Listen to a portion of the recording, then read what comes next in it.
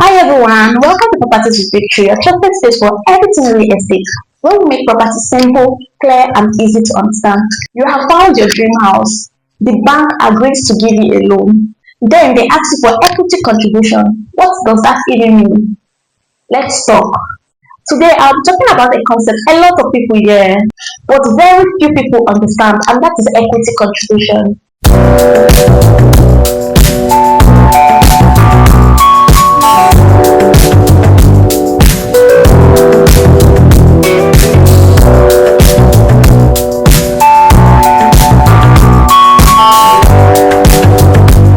Now, equity contribution is the part of the money that you as a property buyer bring from your own pocket when buying a property, especially when mortgage is involved. You may also hear it called a down payment or buyer's contribution. They all mean the same thing. Let me explain it in a very simple way. When you want to buy a property using a mortgage, the bank or mortgage institution usually do not pay for the entire cost of the property. They expect you, the buyer, to contribute a certain percentage of the price first. This will show that you are serious and you are sharing the risk with the lender. So for example, if a house costs 50 million naira and the bank agrees to finance 80% of it, that means the bank will give 40 million naira. The remaining 20%, which is 10 million naira, will come from you. The 10 million naira is your equity contribution, and without that contribution, the mortgage will simply not happen. Now, why does equity contribution matter so much? First, it shows commitment.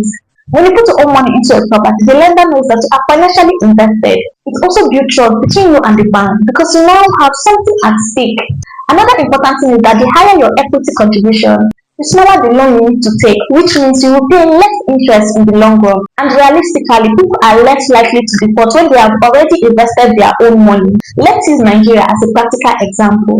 With the Federal Mortgage Bank of Nigeria, equity contribution is usually required, and the percentage depends on the cost of the property. For lower priced properties, the contribution may be smaller, while higher priced properties require a higher contribution.